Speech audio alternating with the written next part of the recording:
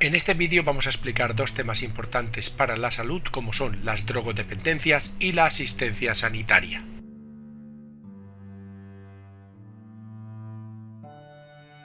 En el apartado de las drogodependencias explicaremos todos estos temas de la derecha.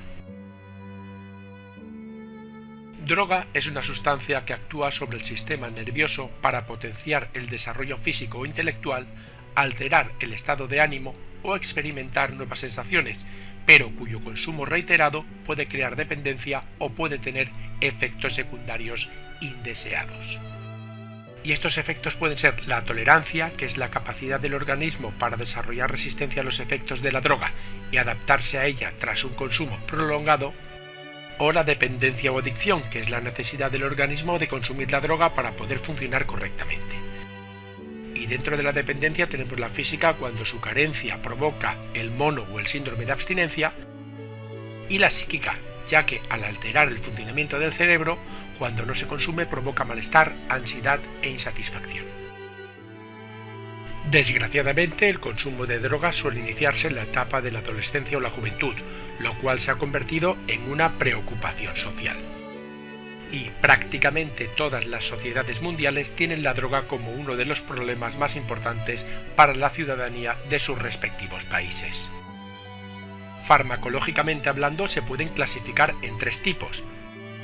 Por un lado están las depresoras, que lo que hacen es ralentizar o inhibir las funciones o la actividad de alguna región concreta del cerebro. Otra clasificación serían las estimulantes, que producen mejoras temporales de la actividad neurológica o física del individuo. Y con estas hay que tener mucho peligro porque crean una falsa sensación de control y de euforia. Y por último están las alucinógenas, que producen cambios en la percepción, conciencia, emoción o ambos. Y hay de tres tipos: las psicodélicas, que producen una alteración de la cognición y la percepción; las disociativas, que bloquean las señales de la mente consciente hacia otras partes del cerebro produciendo alucinaciones, privación sensorial, disociación y trance; y las delirantes, que provocan delirios. Pues bien, todas ellas tienen consecuencias para la salud y también sociales.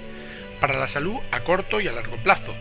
A corto porque cada una de ellas tiene un efecto determinado, y a largo plazo porque lesionan el sistema nervioso, afectan al hígado o al aparato circulatorio, e incluso en algunas de ellas existe el riesgo de contraer enfermedades al compartir jeringuillas. Y a nivel social pues se pierde interés por el estudio, se pierde el trabajo, la familia, las amistades, la relación social, y adquirirla requiere un gran desembolso económico, conduciendo al adicto a delinquir. Y la lucha contra la drogadicción se centra en dos aspectos: a nivel preventivo, evitando que se consuma, mediante la educación y la información; y por otro lado, deshabituando al drogadicto mediante toda una serie de pasos que están explicados aquí justo en la derecha. Aunque este problema es mundial, vamos a verlo en la Unión Europea mediante una serie de mapas. En primer lugar podemos ver el consumo de cannabis por países en la Unión Europea. El segundo mapa refleja el consumo de cocaína también por países en la misma Unión Europea. Y en el último, el consumo de éxtasis.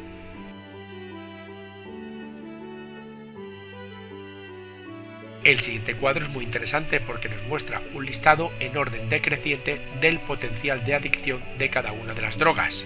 Pues bien, de esta lista, al menos 3 son de venta legal en las tiendas y son de uso corriente en la sociedad occidental: la nicotina del tabaco, el café y el alcohol. Y como podemos apreciar, son bastante adictivas. Los efectos dañinos a posteriori que provocan las drogas en el cuerpo humano, en orden ascendente, son los siguientes que podemos ver en este cuadro. En ellos el tabaco y el alcohol están entre las primeras posiciones. Y pasamos ahora a explicar qué es la asistencia sanitaria. En ella hay 3 niveles: el médico de atención primaria, que estaría en la base, que proporciona la primera atención y cura la mayor parte de las enfermedades comunes.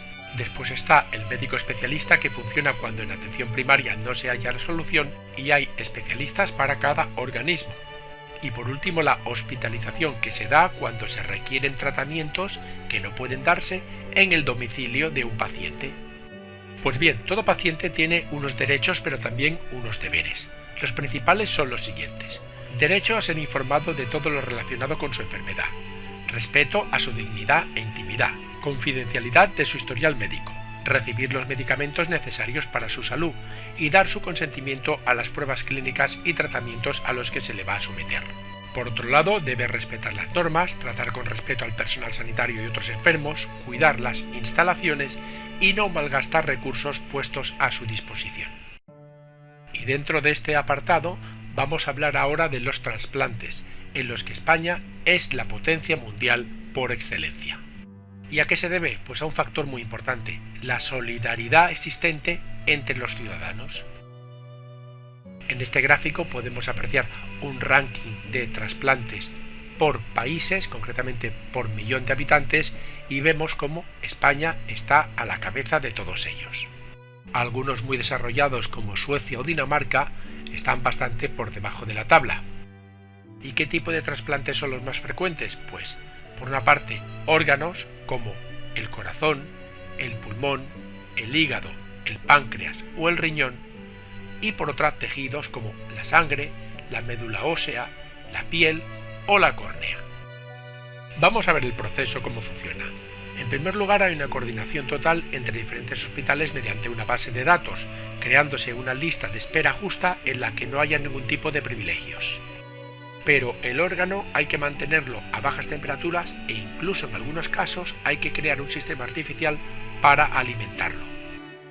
En tercer lugar, hay que enviarlo rápidamente al lugar donde realmente se necesita, pero no todos los órganos son trasplantables porque algunos presentan muchas dificultades y aún no existe la tecnología adecuada.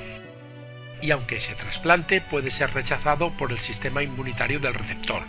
Esto se evita mediante medicamentos inmunodepresores, pero estos disminuyen las defensas del receptor y lo hacen más proclive a padecer infecciones.